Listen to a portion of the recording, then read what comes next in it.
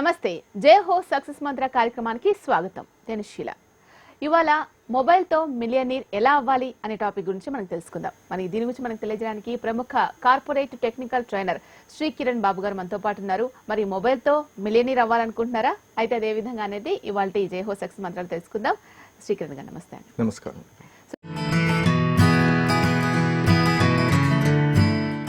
మొబైల్తో millionaire అంటున్నారు, ఎందుకు అసలు ఏ విధంగా?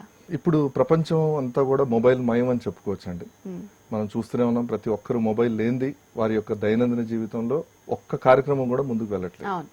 సో మొబైల్ లేకపోతే, సపోజ్ మొబైల్ పోయినా ఆ రోజంతా లేదా మళ్ళీ ఆ మొబైల్ వచ్చి ఆ యాప్స్ కానీ లేకపోతే ఆ డేటా అంతా వచ్చేంత వరకు కూడా చాలా మంది చాలా మిస్ అవుతున్నారు. సో ఏదో మనం మొత్తం మన యొక్క యాక్టివిటీస్ అన్ని ఎవరో కట్టేసినట్టు, మొత్తం మన యొక్క ప్రపంచమే కనపడినట్టు, శూన్యం అయిపోయినట్టు కూడా ఫీల్ అయ్యే వాళ్ళు కూడా ఉన్నారు. సో ఈ మొబైల్ డివైస్ అనేది 1990 దశకంలో అంతగా జనాల దగ్గర లేదు. సో ఎప్పుడైతే 97, 98 ఆ టైంలో మనకు నెట్వర్క్స్ అవన్నీ కూడా బాగా వచ్చి అలా ప్రాచుర్యం పొందాయో, అప్పుడు ఆ రోజుల్లో మొబైల్ ఫోన్లు ఏంటంటే చాలా రేట్లు ఎక్కువ ఉండేవి. సో అది మొబైల్ ఫోన్ రేట్ కానివ్వండి, ఈవెన్ సిమ్ కాస్ట్ కూడా 3400, 3600 ఉండేది. అదేవిధంగా దాని యొక్క కాస్ట్ అంటే కాల్ కాస్ట్ కూడా ఎయిర్ టైమ్ ఛార్జెస్ అని ఉండేది. So air time charges out going 9 rupees, incoming మన కాల్ ఆన్సర్ చేస్తే 4 రూపీస్ 50 పైసలు ఇట్లా పడేది. సో దానివల్ల ఏంటంటే ఆ రోజుల్లో ఎవరికైతే నిజంగా మొబైల్ చాలా అవసరం, అంటే వాళ్ళు బయటకు వెళ్తున్నారు, వాళ్ళ యొక్క కార్యకలాపాలు డిస్టర్బ్ అవ్వకుండా ఉండాలి అనుకున్న వాళ్ళు మాత్రమే అప్పుడు ఆ మొబైల్ ఫోన్లు వినియోగించేవారు. కానీ తర్వాత ఎప్పుడైతే నెట్వర్క్స్ బాగా టెక్నాలజీ పెరిగిపోయిందో, ఎక్కువ మంది ఆపరేటర్స్ వచ్చారో, తర్వాత మొబైల్ ఫోన్ల యొక్క సంఖ్య ఇంక్రీజ్ అయింది. అలా మనకి బిగినింగ్ లో ఫోన్లు రావడం జరిగింది. సో మామూలు ఫోన్లు వచ్చేవి అప్పుడు కేవలం మనకి గ్రీన్ బటన్, రెడ్ బటన్, ఎస్ఎంఎస్లు ఇవ్వడం, ఇవే వాడేవారు పాత ఫోన్లు. తర్వాత ఎప్పుడైతే ఈ ఆండ్రాయిడ్ టెక్నాలజీ అని, ఐఓఎస్ టెక్నాలజీస్ అని వచ్చాయో, ఈ టెక్నాలజీలు వచ్చిన తర్వాత స్మార్ట్ ఫోన్ అనే కాన్సెప్ట్ వచ్చింది. సో ఈ స్మార్ట్ ఫోన్ అనేటప్పటికి phone it self is a smart. So మామూలుగా మిగతా యాక్టివిటీస్ కన్నా అది ఎక్కువ చేయగలదు అనే అంశాలతో మనం దాన్ని చూస్తున్నాం.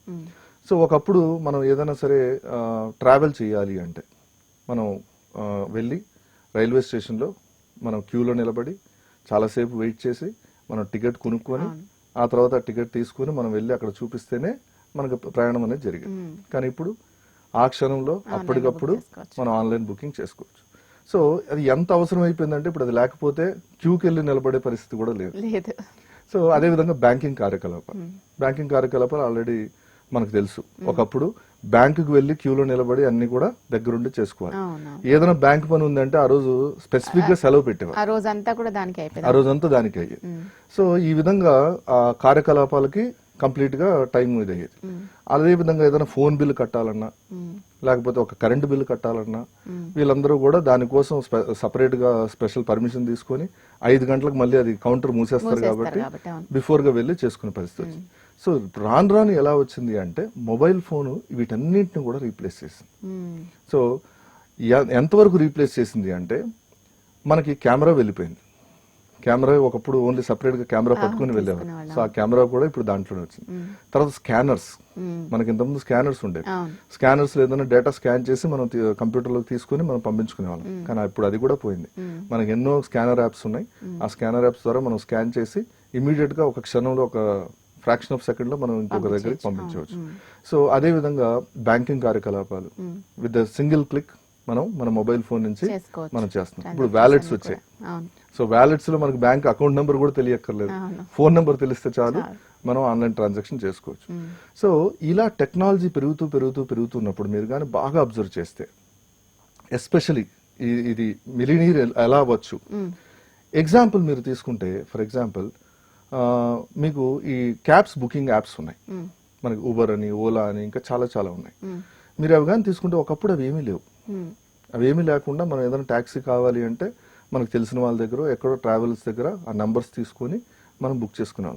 కానీ ఇప్పుడు మనం ఒక చిన్న యాప్ ద్వారా అది ప్రపంచవ్యాప్తంగా ఎంత లెవెల్లో అది వెళ్ళిపోయింది అంటే ఈవెన్ అమెరికాలో కూడా మనం క్యాబ్ బుక్ చేసుకోవచ్చు ఇక్కడ ఉన్న మన యాప్స్ తోటి. సో అలాంటి ఎంతో టెక్నాలజీ మనకి ఈ యొక్క యాప్స్ ద్వారా డెవలప్ అవుతుంది. సో ఎందుకు ఇంత డెవలప్ అవుతుంది అంటే ఏదైనా డిమాండ్ ఎక్కడి నుంచి వస్తుంది అంటే దాని యొక్క యూసేజ్. సో ఒకప్పుడు మొబైల్ యూజర్స్ ఎంతమంది, ఇప్పుడు ఎంతమంది చూసుకుంటే ఎన్నో రెట్లు దీంట్లో మనకి గ్రోత్ చూడొచ్చు.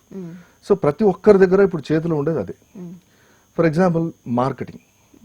ఒకప్పుడు పాతకాలంలో ఏదైనా వ్యాపార సంస్థ మార్కెటింగ్ చేయాలి అంటే మనం సాధారణంగా ఒక పోస్టరు, ఒక బ్యానరు, లేకపోతే ఒక పెద్ద హోర్డింగ్ ఇవన్నీ ఖర్చు పెట్టి పెట్టేవారు. ఇప్పుడు ఆ హోర్డింగ్లు, బ్యానర్లు, పోస్టర్లు వెళ్ళిపోయాయి. అంతా కూడా డిజిటల్ మార్కెటింగ్ అయిపోయింది. So digital marketing, social media ఇవన్నీ ఎక్కువగా అందరూ యూజ్ చేయడం వల్ల వీరందరూ ఎక్కడ అవైలబుల్ ఉన్నారు అంటే అందులో అవైలబుల్ ఉన్నారు. సో దానివల్ల వ్యాపార సంస్థలు కూడా ఈ మొబైల్ ఫోన్ల ద్వారానే డిజిటల్ మార్కెటింగ్ అనేవి చేస్తున్నాయి.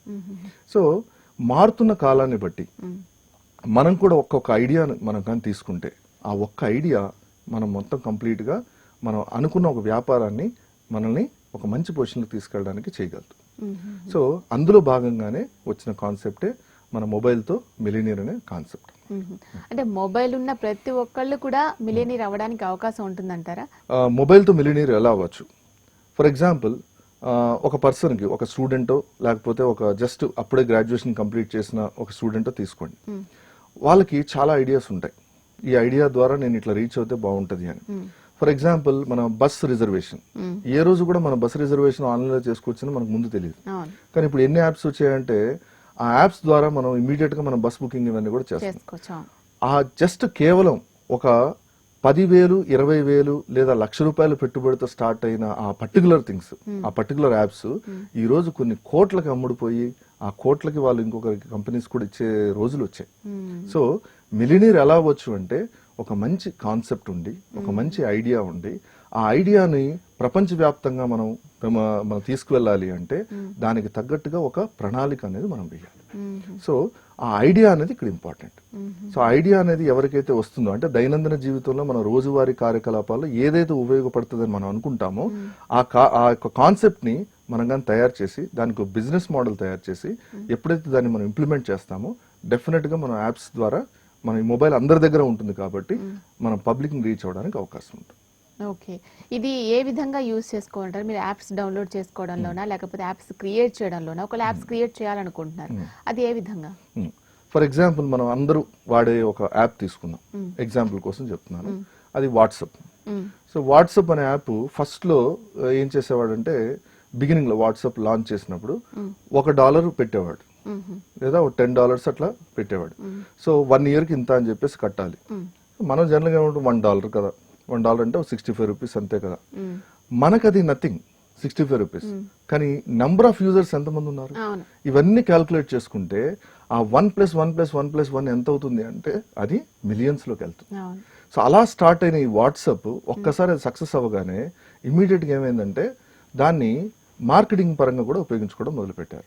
అంటే అడ్వర్టైజ్మెంట్స్, నెంబర్ ఆఫ్ యూజర్స్ ఎక్కువ వ్యూ చేశారనుకోండి, మనం యూట్యూబ్ లో కూడా చూస్తుంటాం, ఒక పర్టికులర్ వీడియో మనం కానీ ఎక్కువ వ్యూస్ ఉంటే ఆటోమేటిక్ గా ఎవరైతే ఛానల్ క్రియేట్ చేశారో వాళ్ళకి సమ్ పర్సెంటేజ్ ఆఫ్ అమౌంట్ వెళ్తుంది. సో ఎలా వెళ్తుంది అంటే త్రూ అడ్వర్టైజ్మెంట్స్. మనం ఒక యూట్యూబ్ వీడియో చూస్తున్నప్పుడు మధ్య మధ్యలో మనకి అడ్వర్టైజ్మెంట్స్ వస్తాయి. సో అడ్వర్టైజ్మెంట్స్ ఒక 10 seconds 20 seconds ఉంటుంది. ఆ అడ్వర్టైజ్మెంట్ కొన్ని కోట్ల మంది వాచ్ చేస్తారు. సో మీరు క్రియేట్ చేసిన ఒక వీడియో దాని ద్వారా కొన్ని కోట్ల మంది వాచ్ చేయడం వల్ల ఆ కంపెనీకి అది బెనిఫిట్ అవుతుంది.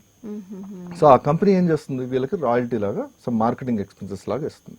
సో ఈ విధంగా మనం ఏంటంటే మనకు ఒక కాన్సెప్ట్ ఐడియా ఉంటే డెఫినెట్ గా మనం దాన్ని ఇంప్లిమెంట్ చేయడానికి త్రూ మొబైల్ యాప్స్ ద్వారా మనం మంచివి చేయొచ్చు. ఓకే, మరి ఈ పని చేయడానికి పర్టికులర్ ప్రతి ఒక్క జాబ్ కావచ్చు, ఇంకేదైనా చేయాలన్నా కావచ్చు, క్వాలిఫికేషన్స్ చూస్తూ ఉన్నారు. ఈ పర్టికులర్ జాబ్ కి ఈ క్వాలిఫికేషన్ ఉండాలి, ఇది చేయాలంటే ఇది ఉండాలి అని. బిజినెస్ చేయాలన్నా కూడా సమ్ క్వాలిఫికేషన్ ఉండాలి, నాలెడ్జ్ ఉండాలి. మరి ఇది చేయాలి అని అంటే మొబైల్ తో మిలియనీర్ అవ్వాలి అని అంటే క్వాలిఫికేషన్ ఏదైనా అవసరమా? దీనికి క్వాలిఫికేషన్ అంటే ఒకటేనండి, ప్రోగ్రామింగ్ తెలిస్తే చాలు. దీనికి 10th class పిల్లవాడా లేకపోతే ఇంటర్మీడియట్ పిల్లవాడా డిగ్రీ పిల్లవాడా అని పక్కన పెడితే ఎవరికైతే ఒక ఇన్నోవేటివ్ క్రియేటివ్ ఐడియా ఉండి ఒక మంచి కాన్సెప్ట్ ఉండి ఇది పబ్లిక్ అందరికీ నేను రీచ్ చేయగలను, నేను ఇది పబ్లిక్ అందరినీ కూడా నేను మొత్తం ప్రజలందరికీ కూడా నేను రీచ్ అవ్వగలను, ఇది వాళ్ళకి నీడ్ ఆఫ్ ద అవర్ అని ఎప్పుడైతే ఫీల్ అవుతాడో ఆ కాన్సెప్ట్ ని కానీ కొంచెం దీంట్లో ఇంప్లిమెంట్ చేయగలిగితే ఈ can definitely be a good successful person. దీనికి క్వాలిఫికేషన్ ఆ పర్సన్ కి అంటే బిజినెస్ ఐడియా పర్సన్ కి క్వాలిఫికేషన్ ఉండక్కర్లా. దీన్ని డెవలప్ చేసే పర్సన్ కి క్వాలిఫికేషన్ ఉండాలి. ఓకే. సో డెవలప్ చేసే పర్సన్ కి క్వాలిఫికేషన్ ఏంటి అంటే ప్రోగ్రామింగ్. సో అతనికి ప్రోగ్రామింగ్ లాంగ్వేజెస్ మీద పట్టుండి ఈ మొబైల్ యాప్స్ డెవలప్మెంట్ మీద కొంచెం అవగాహన ఉండి వాటి మీద కొంచెం కానీ అతను నైపుణ్యత సంపాదించుకుంటే డెఫినెట్ గా ఈ యాప్స్ ని తయారు చేసి అతను మార్కెట్ లోకి రిలీజ్ చేసుకోవచ్చు. మరి ఈ యాప్స్ అనేవి ఎన్ని రకాలుగా తయారు చేసుకోవడానికి అవకాశం ఉంటుందంటారు? మంచి ప్రశ్న అడిగారు.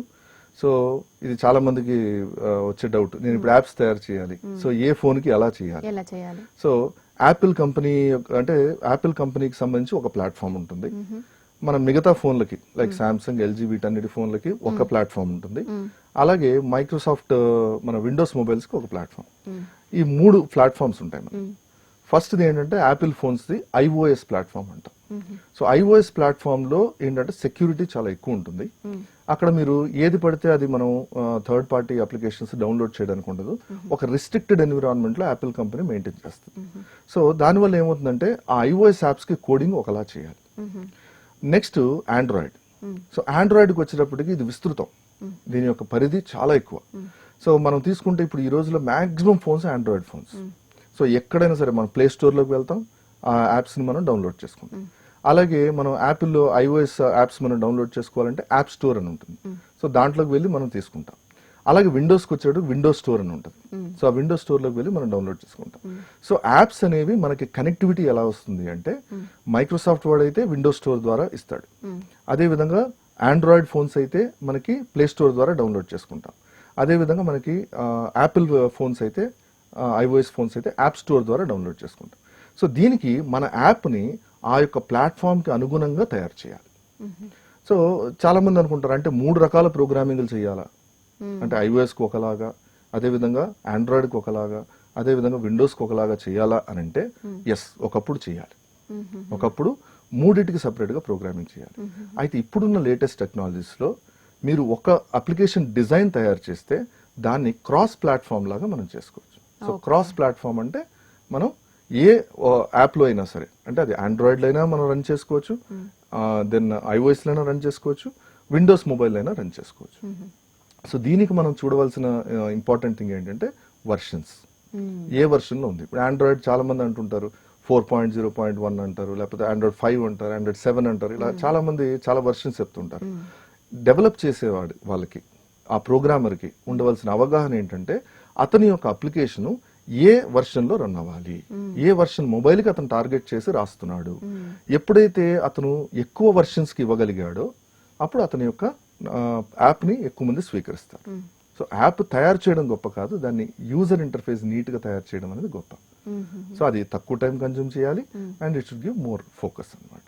ఓకే, మరి ఏ సాఫ్ట్వేర్స్ లో నైపుణ్యం మనం సంపాదించుకోగలిగితే ఈ యాప్స్ తయారు చేసుకోవడం కావచ్చు, వాటిని డెవలప్ చేసుకోవడం కావచ్చు, మార్కెటింగ్ చేసుకోవడం కావచ్చు చేయగలుగుతామంటారు? ఎస్, ఇప్పుడు మనం ఇందాక చెప్పుకున్నట్టు 3 రకాలు ఐఓఎస్, ఆండ్రాయిడ్ అండ్ విండోస్.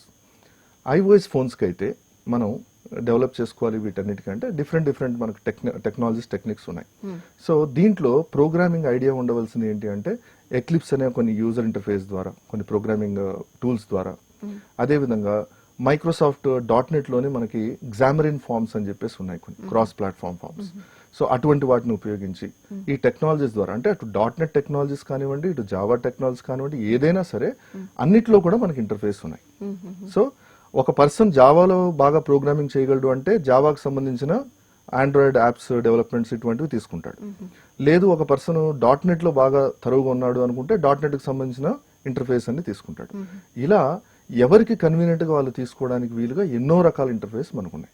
కాబట్టి ఆ స్టూడెంట్ చాయిస్ బట్టి తను సెలెక్ట్ చేసుకోవచ్చు, ఏ ప్రోగ్రామింగ్ కన్వీనియంట్ అయితే అది తీసుకోవచ్చు అన్నమాట. ఓకే, ఈ యాప్స్ అన్ని కూడా ఒకవేళ మీరు చెప్పిన విధంగా క్రియేట్ చేసుకొని, అంటే ఒక సక్సెస్ సాధించడానికి ఒకళ్ళ కింద జాబ్ చేయడం మాత్రమే కాదు, లేకపోతే ఇంకేదో చేయడం కాకుండా మొబైల్ తో కూడా మిలియనీర్ అవ్వడానికి ఒక మంచి రూట్ ని మీరు చెప్తున్నారు.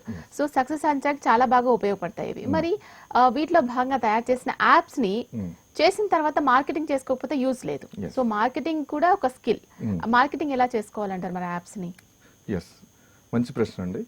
సో మొబైల్ యాప్స్ కి మార్కెటింగ్ ఎలా? సో ఇప్పుడు ఎన్నో యాప్స్ వస్తున్నాయి, కొన్ని లక్షల కోట్ల యాప్స్ వస్తున్నాయి. ప్లే స్టోర్ లో మరి అన్ని యాప్స్ ఉన్నా కూడా కొన్ని స్పెసిఫిక్ యాప్స్ ఎందుకు ప్రాచుర్యం పొందుతున్నాయి? సో ప్రాచుర్యం పొందడానికి ఇక్కడ ముఖ్యంగా కొన్ని అంశాలు మనకు ప్రభావితం చూపిస్తాయి. ఏంటి ఆ అంశాలు అంటే, మొట్టమొదట ఆ యొక్క ఏదైతే యాప్ తయారు చేశారో యాప్ యొక్క రెస్పాన్స్ టైం. ఫర్ ఎగ్జాంపుల్, నేను ఇప్పుడు ఒక వెబ్సైట్ తయారు చేశాను అనుకుందాం. ఆ వెబ్సైట్ లో నేను ఆ వెబ్సైట్ యూఆర్ఎల్ టైప్ చేసి నేను ఎంటర్ ప్రెస్ చేసిన తర్వాత ఆ యొక్క స్క్రీన్ లోడింగ్ టైం ఎక్కువ తీసుకుంది అనుకోండి. ఎందుకంటే మనకి ఇంటర్నెట్ కనెక్టివిటీ ఎంత ఉంటుంది, అరౌండ్ మనకి 4 MBPS, 10 MBPS, 30 MBPS అట్లా ఉంటుంది. ఈ MBPS లో అది డౌన్లోడ్ అవ్వడానికి టైం తీసుకుంది అనుకోండి. సో టైం తీసుకున్నప్పుడు జనరల్ గా మనం ఇంట్రెస్ట్ చూపిస్తామా? చూపించాం. వెంటనే అరే ఇది ఓపెన్ అవ్వట్లేదు, స్లోగా ఉంది అని చెప్పి వెంటనే క్లోజ్ చేసి వెళ్ళిపోతాం. సో ఫస్ట్ మనం చూడవలసింది ఏంటంటే టైం. మీ యాప్ ఎంత టైంలో మీ యూజర్ కి రెస్పాన్స్ ఇస్తుంది. సో యాప్ తొందరగా రెస్పాన్స్ ఇస్తుందా లేదా. సో దీనికి చాలా ఒక ఆర్కిటెక్చర్ ని వర్కౌట్ చేసుకోవాలి. సో మొబైల్ యాప్ డిజైనర్స్ ఏం చేస్తారంటే దాని రెస్పాన్స్ టైం కి, దాని యొక్క ఇంటర్ఫేస్ కి స్పెషల్ గా దానికి ఒక అనాలిసిస్ చేస్తారు. అది ఆ తీసుకునే ఫ్రాక్షన్ ఆఫ్ సెకండ్ కూడా చాలా వాల్యుబుల్. ఆ ఫ్రాక్షన్ ఆఫ్ సెకండ్ వాల్యూ కూడా ఇంతమంది కొన్ని కోట్ల మంది యూజర్స్ యూజ్ చేసేటప్పుడు అది ఎన్నో నిమిషాల కింద వెళ్తుంది. సో అక్కడ చాలా ఫ్రాక్షన్ ఆఫ్ సెకండ్ కూడా చాలా ఇంపార్టెంట్. సో కాబట్టి డిజైన్ చేసే ప్రోగ్రామర్స్ దృష్టిలో ఉంచుకోవాల్సింది ఏంటి అంటే దాని యొక్క టైం, రెస్పాన్స్ టైం. తర్వాత ఇంటర్ఫేస్ ఎలా ఉంది అంటే యూజర్ ఫ్రెండ్లీ ఉందా లేదా. సో యూజర్ ఫ్రెండ్లీ అంటే ఇప్పుడు మనం మెనూలోకి వెళ్ళి ఆ యాప్ లో ఎక్కడ ఈ ఆప్షన్ ఉంది, లాగౌట్ అనే ఆప్షన్ ఎక్కడ ఉందని వెతుకుందాం అనుకోండి. అంటే లాగౌట్ అనే ఆప్షన్ ఎక్కడుందో వెతుకుతున్నప్పుడు ఆబ్వియస్ గా ఏమవుతుందంటే అతనికి ఇంట్రెస్ట్ పోతుంది. అరే ఇది కొంచెం కాంప్లికేటెడ్ గా ఉంది, నాకు ఇది వద్దు అని చెప్పేసి వెంటనే యూజర్ ఏం చేస్తారంటే డిసప్పాయింట్ అయిపోయి దాన్ని వెంటనే అన్ఇన్స్టాల్ చేస్తారు. సో ప్రాచుర్యం పొందడానికి ఇది ఒక అంశం. అంటే దాని యొక్క యూజర్ ఫ్రెండ్లీనెస్ చాలా బాగుండాలి. ఎవరైనా లేమన్ కూడా ఆపరేట్ చేయగలిగేటట్టు ఉండాలి. అంటే కంప్యూటర్ మీద నాలెడ్జ్ లేనివాడు, మొబైల్ మీద పూర్తిగా నాలెడ్జ్ లేనివాడు కూడా దాన్ని ఈజీగా ఆపరేట్ చేయగలిగేటట్టు ఉండాలి. అది తర్వాత దాని యొక్క ఉపయోగం అంటే అది మన యొక్క దైనందిన జీవితంలో సమస్యలకి ఏ విధంగా అది ఉపయోగపడుతుంది. సో అది కూడా చాలా ఇంపార్టెంట్. సో ఇవి చూసిన తర్వాత వీటన్నింటిని బట్టి ఇప్పుడు చూడండి, ఒక యూట్యూబ్ లో ఒక వీడియో వైరల్ అయింది అంట. సో వైరల్ అయింది అంటే అర్థం ఏంటి, దాన్ని ఎక్కువ మంది దాన్ని క్లిక్ చేసి చూసారు. సో అదే దాంట్లో ఇంట్రెస్టింగ్ సబ్జెక్ట్ టాపిక్ లేకపోతే చూస్తారా? చూడరు. ఆబ్వియస్ గా ఇది కూడా అంతే. యాప్స్ డెవలప్ చేసేటప్పుడు ప్రతి ఒక్కరు యాప్స్ డెవలప్ చేయొచ్చు. It's very easy. ఎందుకంటే ఇప్పుడు అన్ని టూల్స్ ఉన్నాయి. కానీ ఒక ఆబ్జెక్టివ్ ను పెట్టుకొని దానికి బిజినెస్ మోడల్ డెవలప్ చేసి ఆ బిజినెస్ మోడల్ ప్రకారం ఎప్పుడైతే మనం దాని యాప్ ని తయారు చేసి అవతల వారి యొక్క అవసరానికి మనం అడ్రస్ చేస్తున్నామో అప్పుడు యాప్ అనేది ఆటోమేటిక్ గా ప్రాచుర్యం పొందుతుంది. సో అప్పుడు ఒక పర్సన్ ఇంకో పర్సన్ కి షేర్ చేస్తాడు, ఆ పర్సన్ ఇంకో పర్సన్ షేర్ చేస్తాడు. ఇలా షేరింగ్ అంతా అయినప్పుడు ఏమవుతుందంటే ఆ యాప్ కి మనకి ప్రాచుర్యం పొందుతుంది. ఇప్పుడు మీకు ఇంకా ఎగ్జాంపుల్ చెప్దాం. వ్యాలెట్స్ తీసుకోండి. వ్యాలెట్స్ అందరూ యూజ్ చేసే వ్యాలెట్స్ మీకు తెలుసు, ఎక్కువగా పేటిఎం వ్యాలెట్. ఓకే, సో ఈ పేటిఎం వ్యాలెట్ కానీ మీరు తీసుకుంటే ఇంకా మనకు పేటిఎం అని, ఫోన్ పే అని, భీమ్ యాప్ అని చాలా ఉన్నాయి, వ్యాలెట్స్ చాలా ఉన్నాయి. ఈ పేటిఎం యాప్ కి ఎందుకు అంత ప్రాచుర్యం వచ్చింది అంటే బికాస్ ఒక బిజినెస్ మోడల్ ని వర్కౌట్ చేశారు. ఆ బిజినెస్ మోడల్ ఎలా వర్కౌట్ చేశారు, ప్రతి ఒక్క షాపు కూడా ఇందులో రావాలి, ప్రతి ఒక్క షాపు కూడా ఇది ఉపయోగించాలి. సో దానికి తగ్గట్టుగా ఒక బిజినెస్ మోడల్ వర్కౌట్ చేసి బ్యాక్ డ్రాప్ లో ఆ వర్క్ అంతా కూడా చేసి ప్రతి ఒక్కరిని ఇందులో భాగస్వామ్యం చేసేటట్టుగా వాళ్ళు చేశారు. ఆ బార్ కోడ్స్ అన్ని కూడా జనరేట్ చేసి చేశారు మొత్తం. అది సో ఎప్పుడైతే ఆ క్యూఆర్ కోడ్స్ ఇవన్నీ జనరేట్ చేసి వాళ్ళకి పెట్టారో, ఈజీ అయిపోయిందో, సో వెన్ ఎవ్రీబడి ఇక్కడ సపోజ్ మీ దగ్గరికి వెళ్ళి ఏదో సర్వీస్ తీసుకున్నారు, ఆ సర్వీస్ తీసుకున్నప్పుడు జోబులో డబ్బు లేదు, సో వెంటనే మీరు పేటిఎం యాప్ ద్వారా చేయొచ్చు అని అనగానే వెంటనే ఇమీడియట్ గా పేటిఎం డౌన్లోడ్ చేసుకొని చేస్తారు. అలా అలా అలా యూజర్స్ పెరిగిపోయి ఈ రోజున వ్యాలెట్స్ లో అది ఎంత స్థానానికి వెళ్ళిందో మనం చూస్తున్నాం. సో పేటిఎం అనే ఒక నౌన్, ఒక company name, it has become as a verb. అంటే పేటిఎం చేసావా అంటారు. సో పేటిఎం అనేది యాక్చువల్ గా అది వర్క్ కాదు, అది కంపెనీ నేమ్. కానీ ఎలా వచ్చిందంటే పేటిఎం చేసావా, వాట్సాప్ చేసావా, సో ఇలా అయిపోయింది. సో ఎప్పుడైతే నౌన్ వర్బ్ గా మారుతుందో automatic you can see the success. So అందుకే మనం ఎప్పుడు కూడా ఏ యాప్ అయినా సరే ప్రాచుర్యం పొందాలి అంటే దాని యొక్క ఇంటర్ఫేస్ బాగుండాలి, దాని యొక్క ఆబ్జెక్టివ్ బాగుండాలి, దానికి ఒక బిజినెస్ మోడల్ చాలా బాగుండాలి, అండ్ అదే విధంగా అది యూజర్ ఫ్రెండ్లీగా ఎవరైనా ఆపరేట్ చేసుకునే విధంగా ఉంటే ఆటోమేటిక్ గా మార్కెటింగ్ అనేది మనకు జరిగిపోతుంది. ఏ విధమైన ఐడియా అయినా కూడా అదొక యాప్ లాగా క్రియేట్ చేసి దాంతో క్లిక్ అవ్వచ్చా? అది ఏదైనా చేయొచ్చు అంటారా? పర్టికులర్ దానికి కూడా కొన్ని లిమిట్స్ అంటూ ఉంటాయా, ఇది మాత్రమే చేయాలి, ఇది మాత్రమే యాప్ గా చేయాలి అన్నట్టుగా? ఫర్ ఎగ్జాంపుల్ రీసెంట్ గా ఒక అగ్రిటెక్ సదస్సు అని ఒకటి జరిగింది ఒక సిటీలో. సో అగ్రిటెక్ సదస్సుకి బిల్ గేట్స్ వచ్చారు. సో ఆ అగ్రిటెక్ సదస్సు జరిగినప్పుడు ఏమైందంటే దాని యొక్క ముఖ్య ఉద్దేశం అంటే మైక్రోసాఫ్ట్ కంపెనీతో ఒక గవర్నమెంట్ టైఅప్ అయ్యి ఈ యొక్క సదస్సుని కండక్ట్ చేయడం జరిగింది. దీని యొక్క ముఖ్య ఉద్దేశం ఏంటి అంటే అగ్రిటెక్ అంటే అగ్రికల్చర్ అంటే వ్యవసాయంకి టెక్నాలజీని ఎలా ఉపయోగిస్తాం. సో ఫర్ ఎగ్జాంపుల్ మన మామూలుగా రైతులు ఉన్నారు, రైతులు పంట వ్యవసాయం అన్ని కూడా చేస్తారు. వాళ్ళకి తెలుసు ఈ సంవత్సరం ఇన్ని పంటలు వస్తాయి, ఇది ఎందుకంటే వాళ్ళ అనుభవం కొద్ది, అంటే పాతకాలంలో ఇంతకుముందు వాళ్ళు చూసిన అనుభవాలు, వర్షాలు బాగా పడుతున్నాయా లేకపోతే ఈ సంవత్సరం వర్షపాతం ఎలా ఉంటది అని తెలియని విధంగా ఒకసారి వర్షపాతం ఎక్కువ వచ్చేసి ఏమైనా అయింది అనుకోండి, సో ఆబ్వియస్ గా పంట నష్టం అనేది జరుగుతుంది. ఈ అగ్రిటెక్ యొక్క ముఖ్య ఉద్దేశం ఏంటి అంటే టెక్నాలజీని అగ్రికల్చర్ తో అనుసంధానం చేయడం. సో ఇక్కడ ఏం చేస్తుందంటే మైక్రోసాఫ్ట్ కంపెనీ ఒక టెక్నాలజీని ఇస్తుంది. ఏంటి? డ్రోన్స్ ఇస్తారు, స్పెషల్ డ్రోన్స్ ఉంటాయి. ఆ డ్రోన్స్ వెళ్లి ఒక రైతు యొక్క పొలాన్ని స్కాన్ చేసి అక్కడ మట్టిని అవన్నీ సాంద్రతని అన్ని చూసి ఆ మట్టిలో ఏ పంట పండడానికి అవకాశం ఉంది అది స్కాన్ చేస్తుంది. క్రాప్ బాగా రావడానికి ఎంత మాత్రం దాంట్లో స్కోప్ ఉంది చూస్తుంది. చూసిన తర్వాత అది అక్కడితో ఆగదు. ఈ డ్రోన్ కెమెరా నుంచి అది మొత్తం ఇన్ఫర్మేషన్ పంపి వెదర్ డిపార్ట్మెంట్ నుంచి వెదర్ రిపోర్ట్ తీసుకొని అంటే ఈ సంవత్సరం వర్షపాతం నమోదు ఎంత ఉండొచ్చు పాత వాటితో ఎస్టిమేషన్ వేసి ఆటోమేటిక్ రైతుకి ఏం చెప్తుందంటే నువ్వు ఈ సంవత్సరం ఈ పంట వేసుకుంటే నీకు ఇన్ని పంటలు క్రాప్ వస్తుంది అని చెప్పి అదొక అవుట్పుట్ ఇస్తుంది. అంటే ఏదో బ్లైండ్ గా మనం వెళ్ళిపోకుండా మనం ఒక టెక్నాలజీని ఉపయోగించి ఒక స్టాటిస్టిక్స్ తో మనం ఖచ్చితంగా ఈ సంవత్సరం ఈ పంట వేస్తే ఇన్ని వస్తాయి అంటే ఇన్ని దిగుమతులు మనకు అవుతాయి అని దిగుబడి అవుతుంది అని చెప్పి మనం ఎప్పుడైతే దీనికి వెళ్తామో so that is one idea. So దానికి యాప్స్ తయారు చేస్తున్నారు, దానికి యాప్స్ తయారు చేస్తున్నారు. సో అలాగే మనకి ఎన్నో హెల్త్ మానిటరింగ్ యాప్స్ చాలా వచ్చాయి. సో హెల్త్ మానిటరింగ్ యాప్స్ లో కూడా మన యొక్క స్టెప్స్, ఎవ్రీడే స్టెప్స్ కానీ క్యాలరీస్ కానీ ఇవన్నీ కూడా మొత్తం క్యాలిక్యులేట్ చేసి ఆటోమేటిక్ గా చేసి ఇవన్నీ వస్తున్నాయి. సో యాప్స్ ఎప్పుడైతే మనం ఒక మంచి ఐడియా తీసుకొని ఈ ఐడియాతో నేను ఈ యాప్ తయారు చేస్తాను అని చెప్పి దానికి ప్రాచుర్యంగా కల్పించుకున్నాము అంటే మంచి ఇంటర్ఫేస్ ఇందాక చెప్పినట్టు చెప్పి డెఫినెట్ గా మిలియనీర్ అవడానికి అవకాశాలు. ఇప్పుడున్న జనరేషన్ ఇది ఏ విధంగా యూజ్ చేసుకోవాలి? మనీ ప్రొడక్షన్ అనేది చాలా ఈజీ అయిపోతుంది, దాని వెనుక కూడా వర్కౌట్స్ చాలా చేయాల్సిన అవసరం పడుతుంది. సో ఇప్పుడు ఎవరైతే స్టడీస్ చేస్తూ ఉన్నారో, స్టడీస్ కంప్లీట్ అయిపోయి కూర్చున్నారో ఇంట్లో, సో వాళ్ళకి ఏ విధంగా ఇది ఉపయోగపడుతుంది అనే దాని గురించి మీ మాటల్లో.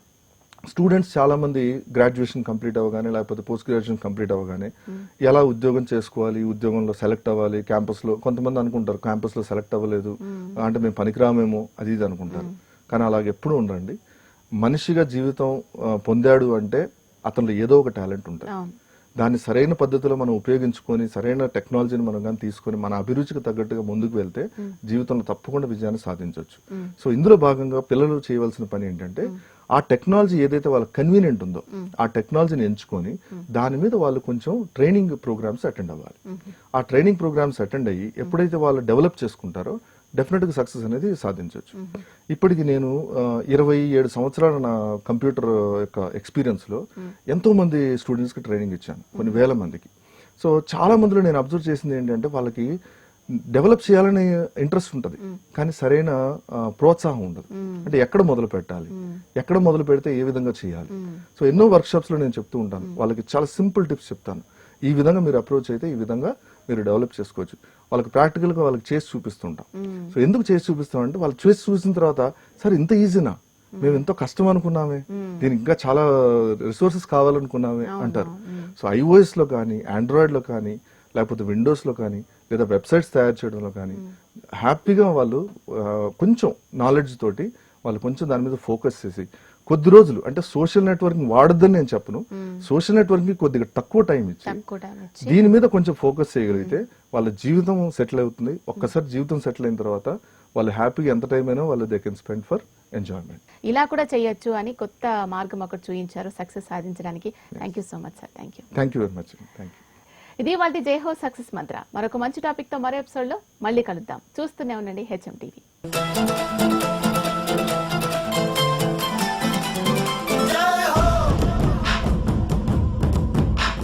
ఉపన్యాస కళలో మీరు నిష్ణాతులు అవ్వాలనుకుంటున్నారా? అయితే మీ కొరకే వక్త. వివరాల కోసం సంప్రదించాల్సిన ఫోన్ నంబర్ 9553586062.